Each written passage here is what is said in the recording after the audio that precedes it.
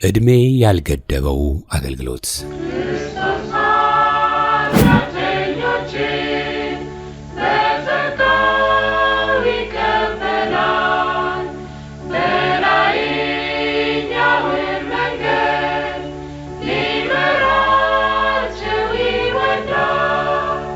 የዛሬ ባለ ታሪካችን ከሙሉ ወንጌል የመዘምራን ህብረት ከመጀመሪያዎቹ ረድፍ ላይ የሚገኙ 60 ዓመታትን በአገልግሎት ያሳለፉና አሁንም እያገለገሉ ያሉ ብዙዎች ጋሽ ደቤ እያሉ የሚጠሯቸው ፓስተር ደበበ ለማ ናቸው። ፓስተር ደበበ ለማ የተወለዱት በአዲስ አበባ ከተማ ጉለሌ ተብሎ በሚጠራው አካባቢ ሲሆን የመጀመሪያ ደረጃ ትምህርታቸውን በአርበኞች ትምህርት ቤት ተምረዋል። የሁለተኛ ደረጃ ትምህርታቸውን ደግሞ በመድኃኔዓለም አጠቃላይ ሁለተኛ ደረጃ ትምህርት ቤት ተከታትለዋል። ኋላ ላይ ደግሞ በአዲስ አበባ ተግባረ ትምህርት ቤት በድራፍቲንግ ትምህርታቸውን የተከታተሉ ሲሆን በተመረቁበት የሙያ ዘርፍ ያልቀጠሉት ፓስተር ደበበ የትምህርት ቤት ሕይወታቸውን ሲያስታውሱ በትምህርት ቤት ውስጥ በሚዘጋጀው ዝግጅትና በተለያዩ ክለቦች ውስጥ ይዘፍኑ እንደነበር፣ ፓስተር ዳንኤል መኮንን ደግሞ አኮርዲዮን የተጫወቱ ያጅቧቸው እንደነበር ይናገራሉ። ያኔ በለጋነት ዕድሜያቸው ታሪኬ ትንሽ ሰፋ ይላል። ትምህርት ቤት እያለን ዘፈን እንወዳለን። ምናልባት ፓስተር ዳንኤልን ታውቀዋለህ? ዳንኤል መኮንን ከሱ ጋር አርበኞች ትምህርት ቤት ስንማር አንድ ክለብ ውስጥ ዘፈን እንዘፍናለን። ዘፈኑን በአኮርዲዮን የሚያዘፍነን ዳንኤል ነው እና ከሱ ጋር ያን በዛው በ1959 ዓመተ ምህረት ኦልሞስት ከሁለት ወር በኋላ 60 ዓመት ይሆነናል። ሙሉ ወንጌል አትባልም። ሁለታችንም አጋጣሚ ሆኖ በ1961 ዓመተ ምህረት ስሟ ሲወጣ ስሟን ካወጣ ነው አንዱ ነን፣ እኔና ዳንኤል ማለት ነው።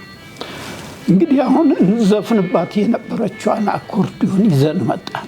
ዳንኤልም እኔም ትምህርት ቤት ውስጥ ክለብ ውስጥ እንዘፍናለን። በጣም ነው ዘፈን የምንወደው። እንዳልኩ የሚያዘፍንን ዳንኤል ነበረ። አኮርዲዮን አለው። ትንሽ እሱ የሀብታም ልጅ ነው። አኮርዲዮን አለው። ትምህርት ቤት ይዞ ይመጣና ያዘፍነን ነበር። ያቺን አኮርዲዮን ስንድን ይዘናት መጣንና አሁን ወደ አገልግሎት ስንገባ የመዝሙር አገልግሎት የጽዮን መዘምራን የሚለውን በዚች አኮርዲዮን ጀመረ።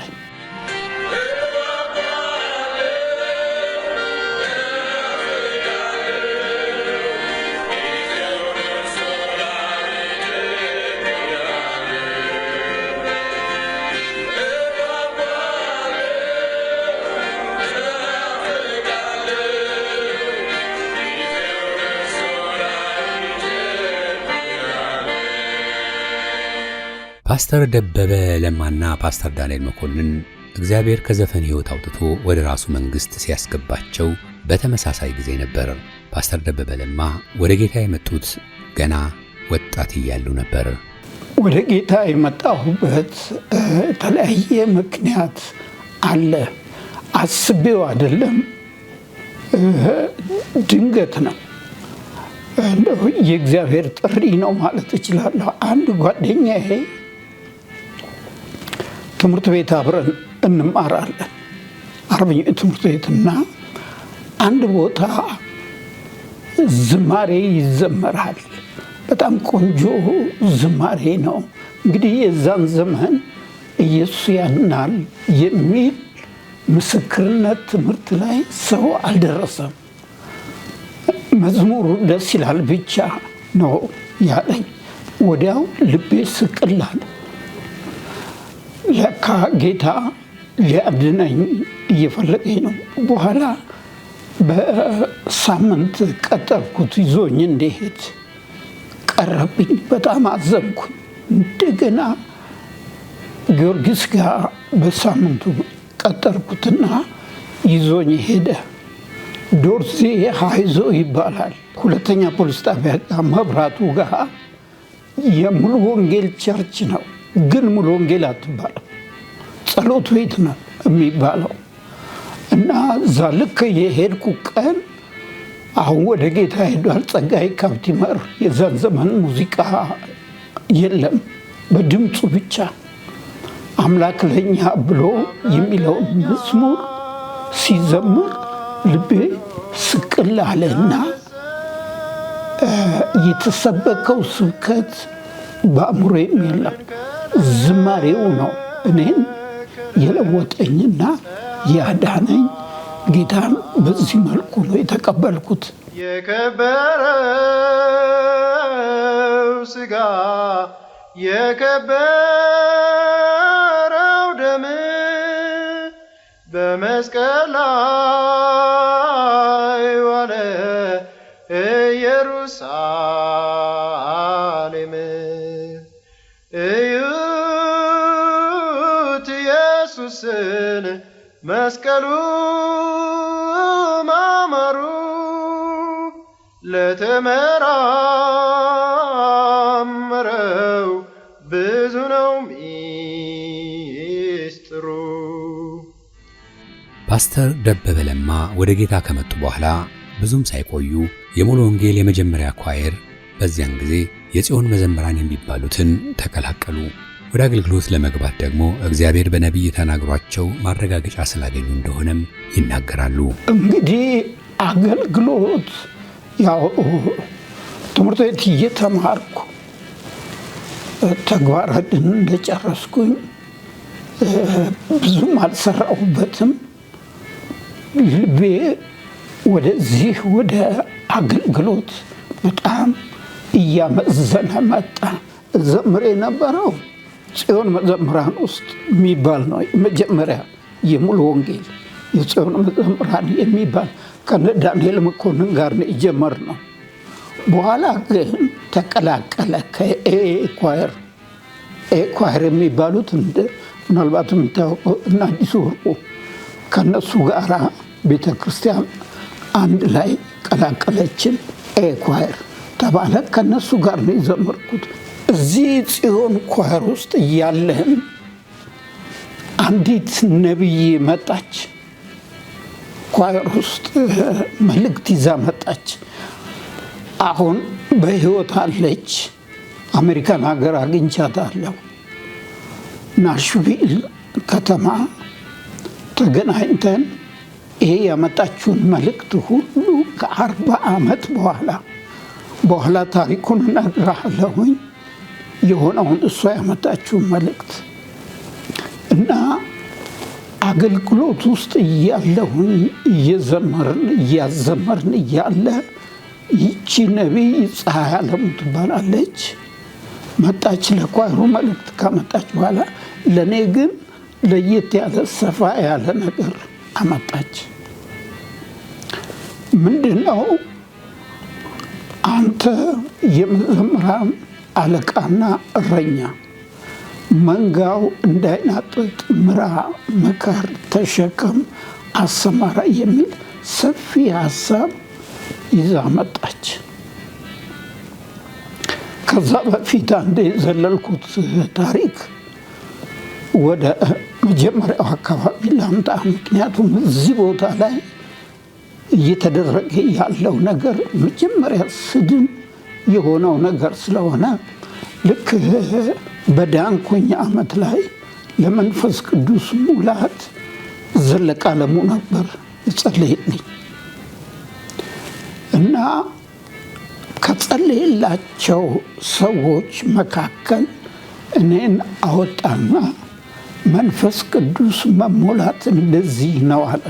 ውጫዊም ውስጣዊም ነገሬ ሁሉ በቃ ረስርሷል፣ ያስታውቃል። እና ለህዝቡ ይሄንን አሳየ። ለካ እኔም እጅ የምጭንባቸው ትውልዶች ይመጡ ነበር። ለካ እኔ አልገባኝም።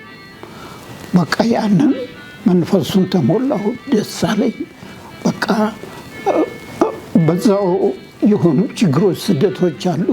እዛ ውስጥ አልገባም። በኋላ ካስፈለገ እነግርሃለሁኝና ቀጠልንና ይህንን መልእክት ልክ የምታመጣው ሰው አንተ የመዘምራን አለቃ እረኛ ስትል አንድ መዘምራን የለም። እንግዲህ እግዚአብሔር የሩቅ ዘመን ተናጋሪ አይደለም። እኔም አላውቀውም፣ እሷም አታውቅም። ግን መልእክቱን ተናግራ ሄደች። ይህንን መልእክት ከተናገረችኝ በኋላ ከ16 ዓመት በኋላ እነዚህ የተባሉ ልጆች መጡ። እንግዲህ በእናታቸው ማህፀን ውስጥ ይነበሩ ነበሩ አልነበሩም? መጡ፣ አደጉ፣ መጡ። ሰበሰብኩኝና የሲ የሚባሉ 115፣ ዲ የሚባሉ 240፣ ኢ የሚባሉ 240 ጥሩ ፊደል ጨረስኩ። ኤ ቢ ሲ ዲ ኢ ኤፍ ኳየር ስለማይባል እሷን ዘለልኩና ዮሳፍት የሚባል 260፣ ሌላም ደግሞ ኮተቤ የሚባሉ አሉ። እነሱንም ጨምሬ ይህን ሁሉ በህብረት እሰበስባለሁ፣ አደራጃለሁ፣ እመራለሁ፣ አሰማራለሁ። ልክ እግዚአብሔር እንዳለኝ እንዲህ አደራጅቼ ከጨረስኩኝ በኋላ እግዚአብሔር ወደ እኔ መጣና እነዚህን መዘምራን በምድር ሁሉ በትናቸዋለሁ አለ። ይሄ ትንሽ እኔም አልገባኝም፣ ልጆቹም ኦድ ነው የሆነባቸው። ግን አደረገው፣ በተናቸው። የሌሉበት ዓለም የለም። በአሜሪካ፣ በአውሮፓ፣ በአፍሪካ አገሮች በሙሉ እነዛ በማህፀን ውስጥ የነበሩ ልጆች ተበትነው ሀገር እየጠቀሙ ነው ያሉት። መረጃ ልስጥህ። እነዚህ ልጆች በሄዱበት ሀገር በተለይ አሜሪካና ካናዳ ያሉት በሶስት ምክንያት እኔን ጠሩኝ። አንድ፣ በእኛ ላይ ብዙ ደክመሃል፣ መተህ እረፍ። ሁለተኛ፣ እኛን እግዚአብሔር ባርኳል፣ መተህ ይህን ባርከንም ልጆችንም አፍርተናል፣ ብትጎበኘን ደስ ይለናል በሚል። ሶስተኛ ደግሞ ያንተ ጸጋ እኛ ብቻ ነን የምናውቀው፣ አገር ዓለም እንዲያውቀው እንፈልጋለንና መተህ እዚህም አገር ያንተ ጸጋ ይታይ በሚል በሶስት በቂ ምክንያት ጠሩኝ። መልሰው እኔን ማገልገል ጀመሩ ማለት ነው። አምላኬ ለኔ ቸር እረኛዬ ነው፣ ታማኝ ወዳጅ የለኝም እንደርሱ። እጄን ይዞ መንገዱን ያሳየኛል፣ ከመከራም ጉድጓድ ያወጣኛል። ፓስተር ደበበ ለማ ወደ ዝማሬው አገልግሎት ከገቡ በኋላ መዝሙር እየጻፉ ለኳየር በመስጠት ከተለያዩ ዘማሪዎች ጋር በጋራ በመዘመር አገልግሎታቸውን ቀጠሉ። በአንድ ወቅት በደብረ ዘይት ከተማ ከወንጌላዊ መኩሪያ ሙሉጌታና ከዶክተር መለሰው ጋር በአገልግሎት ላይ ያሉ ድንገት ሳይታሰብ ከየት መጡ ሳይባል የአካባቢው ጎረምሶች ተጠራርተው አዳራሹን ከበቡት። ፓስተር ደበበ ያንን ጊዜ ሲያስታውሱት እጅግ አሳዛኝ ነበር ይላሉ። ጊዜው 1959 ዓመተ ምህረት ነው። ቦታው ደብረ ዘይት ነው። የሙሉ ወንጌል አንድ ቤተ ክርስቲያን ነበረ። እንግዲህ የዛሬ 59 ዓመት ማለት ነው። ኮንፈረንስ ተደርጎ በሳምንቱ የደብረ ዘይት እድር ጥሩምባ ተነፍቶ ትልቅ ወጠምሻ ዱርዬ በማክ መኪና ተጭኖ ዱላው ጫፍ ላይ ምስማር ተደርጎ የሩፋኤል ቄስ ቆመው ሊደበድቡ ገቡ። በጊዜው ወንድም መኩሪያ ሙሉጌታ ነበር ፕሮግራም ይመራ የነበረው። ገቡ። አየር ኃይሎች አሉ፣ አየር ወለዶች አሉ እና ድብደባው ተጀመረ። እንግዲህ ስንደበደብ በየተራ ስለነበረ ተራዬ እስኪደርስ እኔ ከብዙዎቹ ጋር አንድ ክፍል ውስጥ ነበረ የነበርኩት። በመስኮት ወደ ኋላ ስመለከት ሁለት ነገር አየሁ። አንዱ ቄሱን አየኋቸው ቆመው የሚያስደበድቡትን። ሁለተኛው ደግሞ ይደጎ የሚባል ቤቱን ያን ቤት የተከራየ ወንድም ነበር።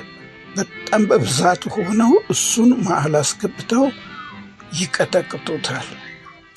እንግዲህ እንደዛ ከደበደቡን በኋላ እንግዲህ በዕለቱ መልእክት አቅራቢ ጎኔ የተቀመጠ ልጅ ሆንም አስታውሳለሁኝ ዶክተር መለሰ ወጉ ነበረ እና መኩሪያ ሙሉጌታ እንዳልኳችሁ ፕሮግራሙን ይመራል።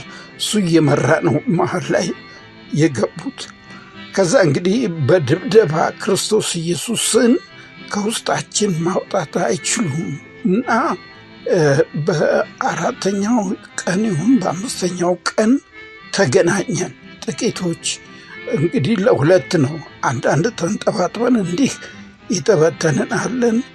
ፖሊስ ጣቢያ ደግሞ የገባሉ። እንደውም ዶክተር መለሰ በአንድ ወቅት እንዲህ ብለዋል።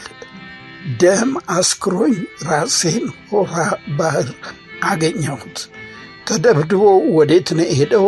ወደዚህ ወደ ላይ ወደ ከተማ መምጣት ሲገባው ወደ ሆራ ወደ ገጠር ነው የሄደው ደም አስክሮት እና ሜዳ ላይ ወድቆ ያለ መንገደኞች ይቺ ደግሞ በጠዋት ጠጥታ ሰክራ ነው የምትንከባለል ብለው ይሉታል። እሱ ግን ደም አስክሮት ራሴን ሆራ ባህር አገኘሁት ብሎ የተናገረው ታሪክ ነው። አሁን ያ በደብረ ዘይት ፍሬ አፍርቶ ቁጥሩን በትክክል መናገር ባልችልም አንድ ትንሽ የነበረች ጸሎት ቤት አሁን በጣም ብዙ በአስራዎች የሚቆጠር ቤተ ክርስቲያን በደብረ ዘይት የሙሉ ወንጌል ቤተ ክርስቲያን ተመስርቷል። ክብር ለእግዚአብሔር ይሁን። የሕይወትን ምንጭ ስመለከት ለእኔ የፈሰሰውን የመንፈስን ጥሪ ሰማሁ የሚለውን ነፃ ወይ ላመስግነው ለእኔ የሞተውን በግ ክብር ስጡ ሰዎች ሁሉ በደሙ አንጽቶናልና። ፓስተር ደበበ ለማ የልባቸው ሸክም መዘምራንን ማሰልጠንና ማደራጀት ነው። በተለይ በዚህ ዘመን የመዝሙር ይዘት መስመር የለቀቀ ነው የሚሉት ፓስተር ደበበ ለውጥ ለማምጣት አሁንም መዘምራንን ማሰልጠን ቀጥለውበታል። መጀመሪያ ሰብስቤያቸው ካደራጀው በኋላ አንዱን ኳየር በደንብ ጸልዬላቸው ትምህርት አስተምራቸዋለሁ። ትምህርቱ ሰፊ ነው። አንዱን ኳየር ስሰበስብ ዓመትም ሊቆይ ይችላል።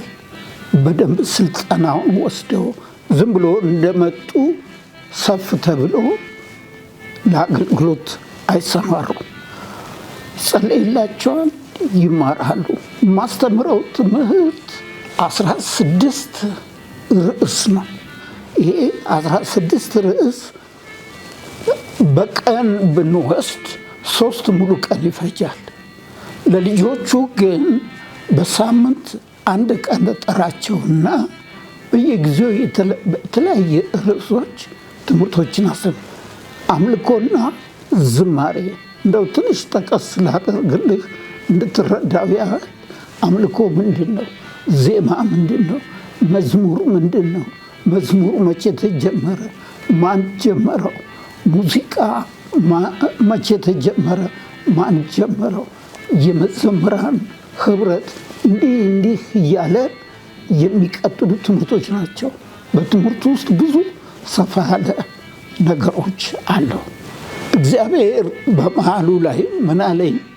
መዝሙር በምድሪቱ ላይ አካሄዱ ተበላሽቷል እና የመዝሙር ትምህርት ቤት ጀምራለች እና የመዝሙር ትምህርት ቤት ተንቀሳቃሽ አደረኩትና እግዚአብሔር ስላለኝ አገር ውስጥ ከየትም ሳልወጣ አገር ውስጥ 4 ዓመት ሳልወጣ የዛሬ 4 ዓመት ነው ይሄን እግዚአብሔር የተናገረኝ። የመዝሙር ትምህርት ቤት ብዬ ጀመርኩ።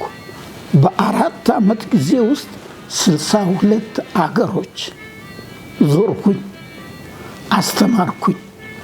ሶስት ሙሉ ቀን ሐሙስ ነው ሁልጊዜ መገባው። አርብ፣ ቅዳሜ፣ እሁድ ሙሉ ቀኖች 16ቱን ርዕስ አስተምራለሁ። እግረ መንገድ ክፍለ ሀገር ያሉ ማደርጋቸውን ነገሮች ቢጠቀሙብኝ ልል የምፈልገው ነገር አለ። እኔ በራሴ ሙሉ ወጪ ነው የምንቀሳቀሰው። በምን ምክንያት ነው ይሄን የማደርገው? አንድ በዋናነት እግዚአብሔር ፕሮቫይድ ስለሚያደርገኝ ነው። ሁለተኛ ምክንያቱም ባለጠጋ ከሆነ ጌታ ጋር ነው ያለ ነው። ሁለተኛ ቤተ ክርስቲያናትን የሚበዘብዙ ስላሉ አዝናለሁ። በነፃ የተቀበልነውን በነፃ እንድንሰጥ ነው የተጠራ ነው እንጂ ቤተ ክርስቲያናትን እንደውም አሁንማ ይሄን ያህል አካውንታችን ውስጥ ካላስገባችሁ አንመጣም ይሏቸዋል። ይሄ በጣም የሚያሳፍር መጽሐፍ ቅዱሳዊ ይዘት የለውም። እኔንን የሚሰሙኝ ሁሉ ቢማሩበት ቢተዉ እንጂ እግዚአብሔር ባለጸጋ ነው ይሰጣል። እኔ የሄድኩባቸው ሀገሮች ሊናገሩ ይችላሉ፣ ሊጠየቁ ይችላሉ። እንዴት ነው የሚመጣው ይሄ ሰው ተብሎ ቢጠየቅ፣ አሁንም ይሄ ልብ አለኝ። ክፍለ ሀገራቱ እውቀቱ ስለሌላቸው ይህንን ትምህርት በራሴ ሙሉ ወጪ እየተንቀሳቀስኩ ማስተማር እወዳለሁ።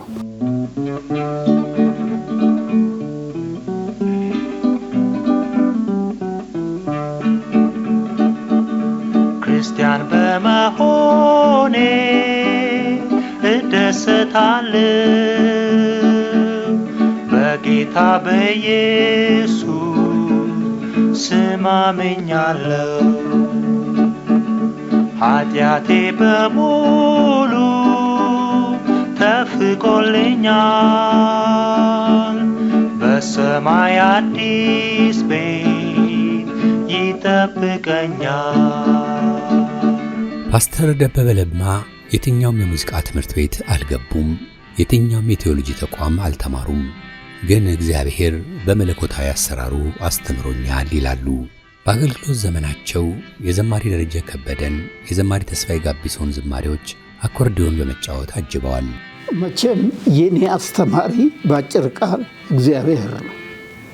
እግዚአብሔር ማስተማር ይችላል አይደለም? ማብራት መግለጽ ይችላል። እኔ የትም የቴዎሎጂ ስኩል አልገባሁም። አንድ ቴዎሎጂ መጥፎ ነው ማለት አይደለም። እድሉን ስላላገኘሁኝ እግዚአብሔር አስተማሪ ሆነ እና ሁለተኛ ሙዚቃም ትምህርት ቤት አልገባሁም። ሻለቃ ግርማ አድጎ የጌታ ያውቃል አባት አብረን ስለምንሰራ ሕይወት ብርሃን ትምህርት ቤት ውስጥ ትንሽ ጊዜ 1 ሳምንት ነው እንደዚህ የኖታ ፊደሎችን አሳዩ። ከዛ እኔ ራሴን በራሴ እግዚአብሔር እየረዳኝ እየጸለይኩ በጣም ደግሞ ኢንተረስትድም ስለሆንኩኝ እየጸለይኩኝ ይህንን ኖታ ማጥናት ጀመርኩ። ምንም እሳቸው ይህን እንዲህ እንኳን አድርግ አላለኝም፣ ፊደሉን ብቻ ነው ያሳዩ። ከዛ እነዚህን 4 ድምፆች ማገናኘት ቀንና ሌሊት ይህንን በጣም ሰራሁት። ፋይናል እንትኑ ላይ ደረስኩ። ይህንን ኖታ በሙዚቃው ዓለም የመጨረሻው ስቴጅ ነው። በዓለማም በቤተ ክርስቲያን የመጨረሻው እውቀት ነው የሙዚቃ ኖታ። እሱን እግዚአብሔር አስተማረኝ። ሌሎቹ ብዙም አኮርዲዮን እጫወታለሁ፣ ችግር የለም። እነ ተስፋዬ ጋቢሶን እነ ደረጀ ከበደን አጅቤያለሁ። ጊታርም እጫወታለሁ። እነዚህን እቃዎች እግዚአብሔር በቃ ኢንተረስቱ ስላለኝ የሙዚቃ አስተማሪ እግዚአብሔር ነው ማለት ይቻላል። ይሄ በምድራችን ላይ ዩኒክ የሆነ ነገር ነው። እግዚአብሔር ጥበብም ማስተዋልም እውቀትም ሰጪ አምላክ ነው። ከእግዚአብሔር በላይ አስተማሪ የለም። እኔ ሕያው ምስክር ነኝ እና እግዚአብሔር ነው ይህንን የገለጠልኝ ያስተማረኝና እነዚህን ሁሉ አይደለም የኔ ቤተ ክርስቲያን ዘማሪዎች ምናልባት በኋላ እድሉ ኖሮ ሰፋ ባለ መልክ ስንገናኝ እናያለን። ሌሎቹም መጽሐፉም ላይ ታገኘዋለህ። ብዙ አገሮች እነዚህም 3 ሙዚቃዎች አስተምራለሁ። ጊታር፣ አኮርዲዮን፣ ሲንተሳይዘር በኖታ። እንደውም አንድ እንደ ምስክርነት ብናገር ፍሬም ያገኘሁበት ለምሳሌ ረታ ጳውሎስ እሱ የሆሳና ልጅ ነው። እዛ እንዳስተምር ተጋበዝኩና ይሄንን የኖታ ፊደል ትንሽ እያስተማርኩ እያለሁ ይሄ ምንም እነሱ አይዲያውም የላቸውም። በኋላ ረታ ምን ብሎ ጥያቄ ጠየቀኝ። ጋሼ እነዚህ ጉንዳኖች ምንድን ናቸው አለ።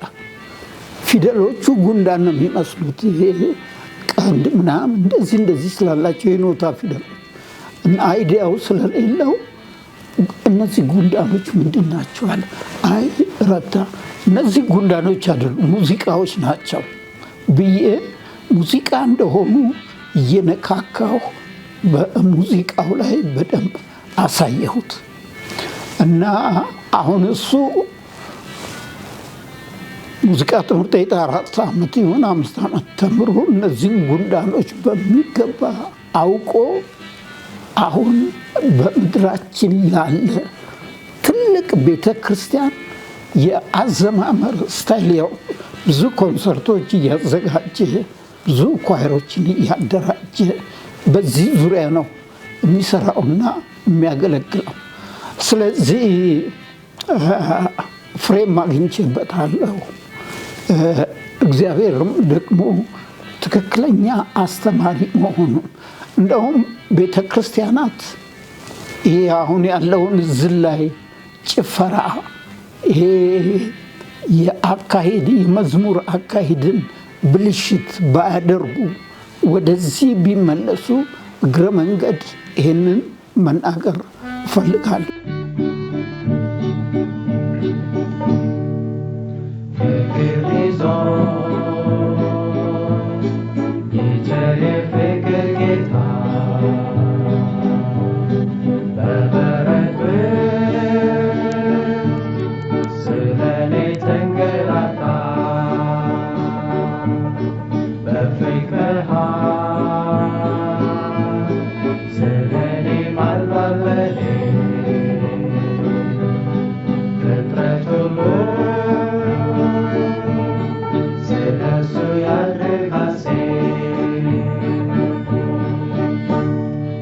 በተለይ በዚህ ዘመን የኳየር ወይም የህብረት መዘምራን አገልግሎት ከዕለት ወደ ዕለት እየጠፋ ወይም እየቀነሰ ነው ለማለት ይቻላል። በአብዛኛው በሶሎ ዘማሪያን ወይም አስመላኪ በሚባሉት እየተተካ ነው። በተለይ አስመላኪ የሚለውን ቃል ፓስተር ደበበ ይቃወማሉ። አስጸያፊ ነው፣ ልንጠቀምበት አይገባም፣ መቀየር አለበት ነው የሚሉት። የኳየር አገልግሎት እየቀነሰ መምጣት እያሳሰባቸው ጭምር። በምድራችን ላይ ሶሎ ዘማሪዎች መኖራቸው ቆንጆ ነው። የሙዚቃ ተጫዋቾች ፕሮፌሽናል መኖራቸው ደስ ይላል። እንደውም አንዳንዴ ሙዚቃቸውን ወዳልከኝ ጥያቄ እመጣለሁ። እንደውም የሙዚቃ ተጫዋቾቹን ሳስብ እኔ እነ ደረጀ ከበደን፣ ተስፋዬ ጋቢሶን 5 ካሴት ነው በአኮርዲዮን ያጀብኩት።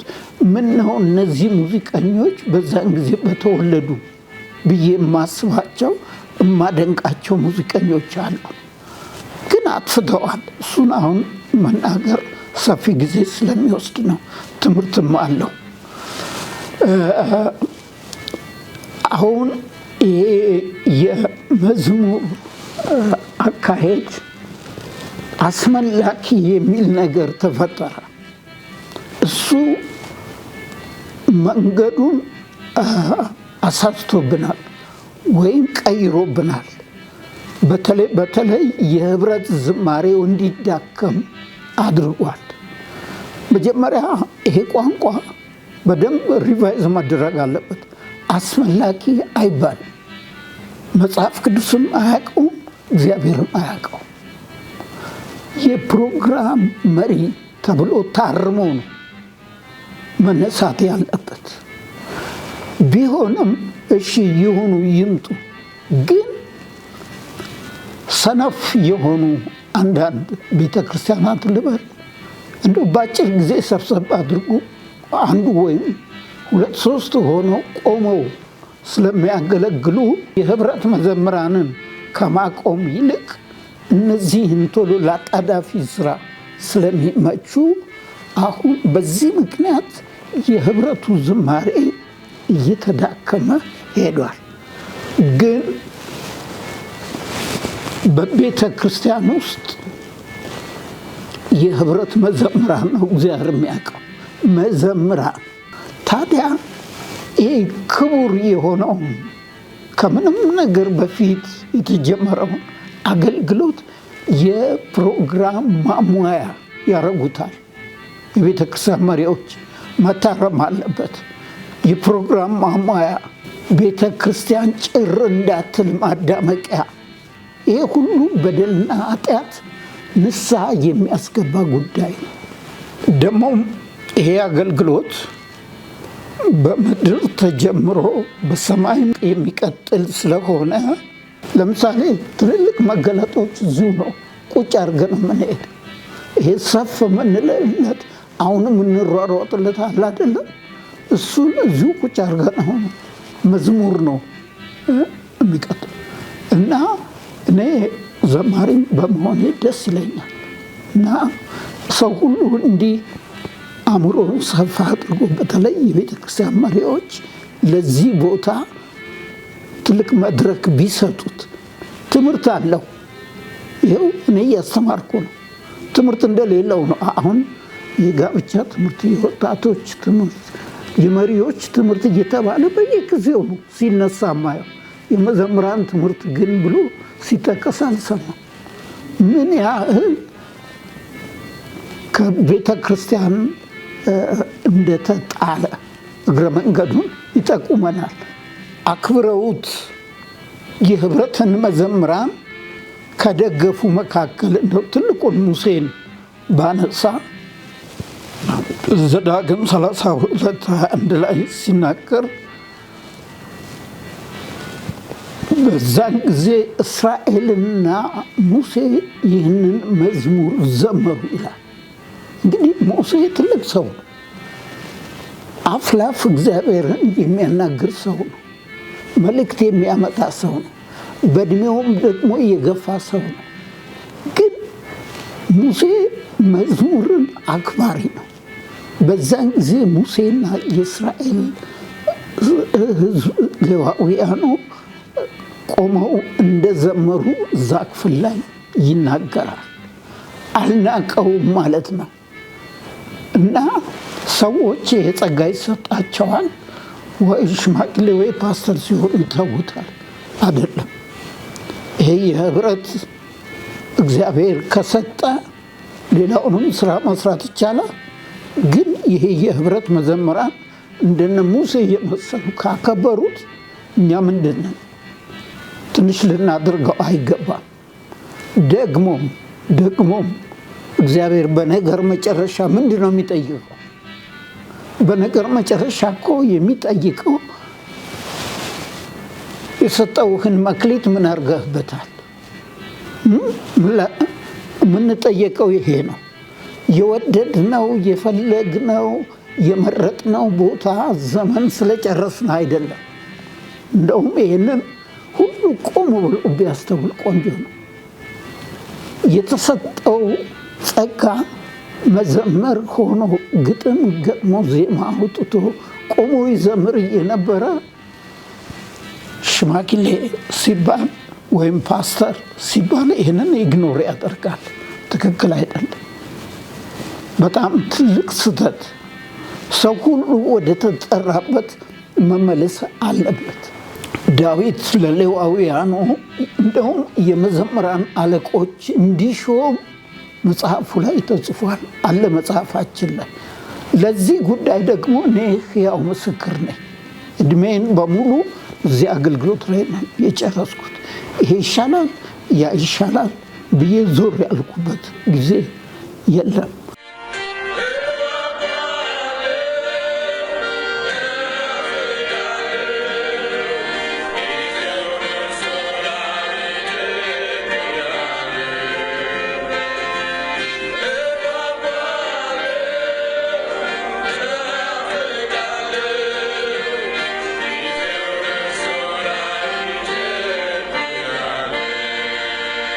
በእግዚአብሔር ቤት ማገልገል ዕድሜ እንደማይገድበው ማሳያ የሆኑት ጋሽ ደቤ ለብዙዎች አገልጋዮች ተምሳሌት ናቸው። አሁንም ለማገልገል ያላቸው ጥማትና ፍላጎት ምናልባትም ብዙዎቻችን ዘንድ አለ ለማለት አያስደፍርም፣ ሊያውም በራሳቸው ወጪ በዚህ ዕድሜ። ፓስተር ደበበ ለማ አሁንም የሚሰጡትን ሥልጠናና ትምህርት ቀጥለዋል። ያላቸውን አገልግሎት የምትፈልጉ ቤተ እምነቶች በስክሪኑ ላይ ባለው የስልክ ቁጥር በመደወል አገልግሎታቸውን ማግኘት እንደምትችሉ በአክብሮት ገልጸዋል። ለጋሽ ደቤ ዕድሜና ጤና ተመኘን። ሰላም።